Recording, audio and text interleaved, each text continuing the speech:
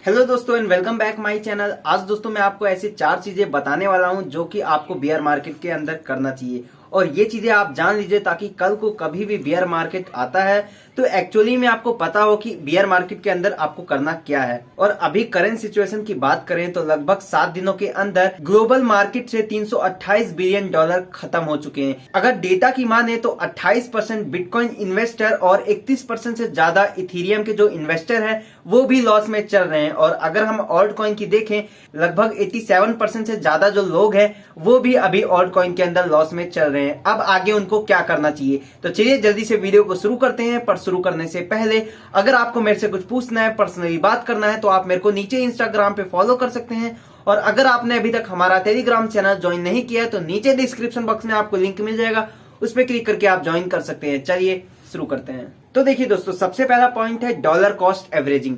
Dollar cost averaging का use करके आप क्रिप्टोस को डिप में बाय कीजिए। देखिए जब मार्केट बहुत ज्यादा ऊपर नीचे करता है तो इसमें बहुत ज्यादा चांसेस रहता है कि आप जो भी ट्रेड लेंगे वो रॉन्ग परफॉर्म करें। लेकिन इसका ये मतलब नहीं है कि आप घंटों घंटों बैठ के अपने पोर्टफोलियो को देखते रहें। नहीं, आपको ऐसा नहीं करना है। जिस इन्वेस्टर्स के पास फियाट करेंसी है या फिर एक्सचेंजेस में स्टेबल कॉइन पड़े हुए हैं या फिर आपके बैंक में पैसे हैं तो वो लोग के पास मौका है कि आप डिप में क्रिप्टो करेंसी को बाय कर सकते हैं। इसका फायदा ये है कि अगर क्रिप्टो के प्राइसेस पिछले हाई पे जाता है तो सबसे ज्यादा फायदा होगा जिन लोगों ने डिप में क्रिप्टोस को बाय किया होगा। तो देखिए डीसीए के अंदर आपको अपने फंड को छोटे छोटे हिस्से के अंदर बांटे लेना है और वहां पर आपको छोटे छोटे ट्रेड लेने हैं, तो वो कहलाता है एक गुड डीसीए। जैसे कि मान लीजिए अगर आपके पास $1000 है तो उसको आप 5 पार्ट में या फिर 10 पार्ट में डिवाइड कर लीजिए। अगर आप 5 पार्ट में डिवाइड करते हैं तो लगभग $200 आता है और अगर आप इसको 10 पार्ट में डिवाइड करेंगे तो लगभग $100 आएगा। तो क्या करना है, ये जो छोटे छोटे अमाउंट है उनका आपको ट्रेड लेना है। क्योंकि दोस्तों यहाँ पर कोई नहीं जानता कि बियर मार्केट के अंदर सबसे बॉटम एरिया कौन सा है। हम लोग यहाँ पर एनालिसिस करके बता तो देंगे लेकिन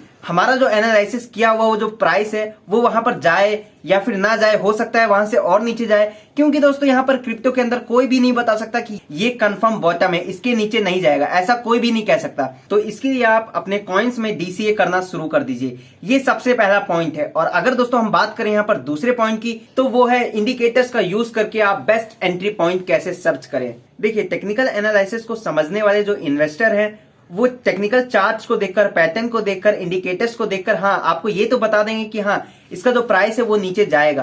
पर कोई भी ऐसा इंडिकेटर नहीं है कि वो ये कह सकता है कि इसका जो प्राइस है वो इससे ज्यादा नीचे नहीं जाएगा, ये इसका लास्ट बॉटम एरिया है। ये कोई भी ऐसा इंडिकेटर हमारे पास नहीं है। देखिए इंडिकेटर आपको पूरी तरीके से कंफर्म ये तो नहीं बता सकता कि प्राइस यहाँ से और नीचे जाएगा या फिर ऊपर जाएगा, लेकिन वो आपको यहाँ पर एक सिग्नल दे सकता है कि हाँ यहां से लग रहा है कि प्राइस काफी ज्यादा ऊपर जाएगा या फिर यहां से नीचे जाएगा। देखिए सबसे ज्यादा यहां पर एक इंपॉर्टेंट इंडिकेटर है जो कि बहुत सारे लोग यूज करते हैं, वो है आरएसआई।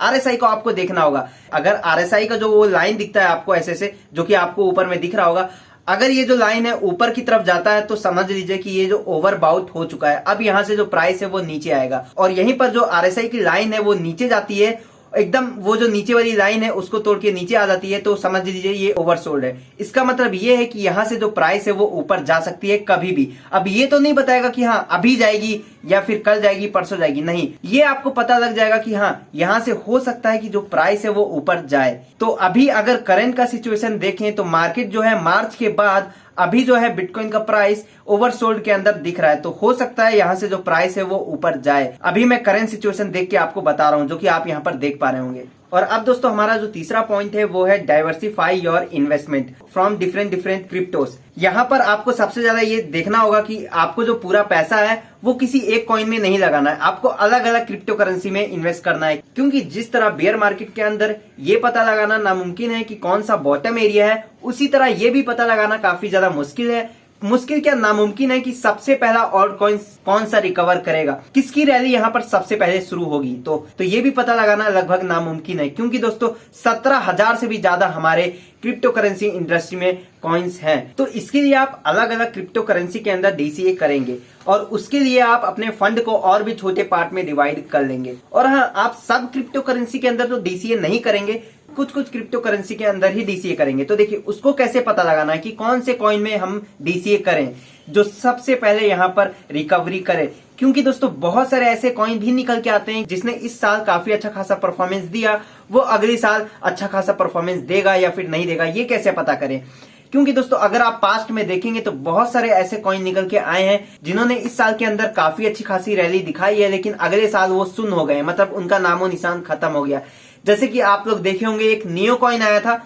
नियो कॉइन को कहा गया था कि ये एक इथीरियम किलर है, ये इथीरियम को किल कर देगा, लेकिन आज आप देखेंगे नियो कहां पहुंच गया है। इथीरियम वहीं का वहीं है, नियो कहीं और पहुंच गया है। तो इस चीज को हम कैसे पता करें कि अभी जिस कॉइन में हम इन्वेस्ट करने वाले हैं वो अगले साल भी अच्छा खासा परफॉर्म करेगा। तो देखिए उसके लिए आपको ये देखना होगा कि उसका जो प्रीवियस ऑल टाइम हाई था वो कैसा था। अब यहाँ पर ये जरूरी नहीं है कि प्रीवियस ऑल टाइम उसका काफी ज्यादा ऊपर था तो इस बार भी वो काफी ज्यादा ऊपर जाएगा, ये कोई जरूरी नहीं है। लेकिन हाँ, आपको एक तरफ आइडिया मिल जाता है कि हाँ इसका जो परफॉर्मेंस है वो अच्छा रहा है। और उसके बाद आपको उस कॉइन का पास्ट परफॉर्मेंस देखना होगा कि पिछली बार जब वो कॉइन क्रैश हुआ था उसके बाद किस तरीके से वो रिकवर किया था और इस बार कितना गिरा है और उस प्रोजेक्ट के अंदर क्या क्या काम हो रहा है, इन सब चीजों को आपको देखना है। उसके बाद आपको उन कॉइन में इन्वेस्ट करना है। क्योंकि दोस्तों जैसे कि मैंने आपको बताया बहुत सारे कॉइन निकल के आए थे जिन्होंने बहुत ही अच्छा अच्छा परफॉर्मेंस दिखाया था, लेकिन अभी वो गायब भी हो चुके हैं। अगर आप भी क्रिप्टो इंडस्ट्री में बहुत पहले से हैं तो आप लोग भी जानते होंगे। और हाँ, प्राइसेस वगैरह देखने के लिए,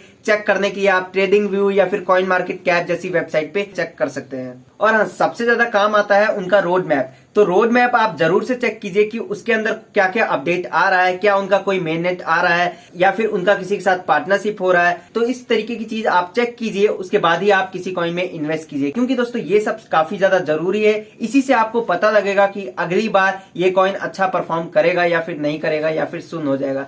तो इन सब चीजों को आप चेक कर लीजिएगा जरूर से। और चौथा पॉइंट है दोस्तों कि आप घबराएं मत, पैनिक में मत जाएं और डिप्रेशन में बिल्कुल मत हो। और सबसे पहली बात कि बियर मार्केट के अंदर आप अपने इमोशंस को काबू करके रखिए। क्योंकि दोस्तों अमेरिकन इकोनॉमिस्ट बेंजामिन ग्रामीन ने एक बार कहा था कि जो लोग बियर मार्केट के दौरान अपने इमोशंस को काबू नहीं रख पाते वो लोग कभी भी इन्वेस्टमेंट से प्रॉफिट नहीं अर्न कर सकते।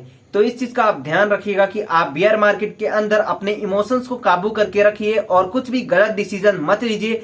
कुछ भी करने से पहले आप 10 बार सोचिए कि क्या आप कर रहे हैं और इसका नतीजा क्या हो सकता है आगे चल के, उसके बाद ही आप डिसीजन लीजिए। तो इन सब चीजों का आप यहाँ पर ध्यान रखिएगा। उम्मीद करता हूँ कि मैंने आपको सब चीज यहाँ पर बता दी है। तो अगर दोस्तों आपको ये वीडियो पसंद आई हो तो लाइक कीजिएगा और ऐसी वीडियो पाने के लिए आप इस चैनल को भी सब्सक्राइब कर लीजिएगा। और हम मिलेंगे आपको ऐसी वीडियो में। Bye bye, see you next time.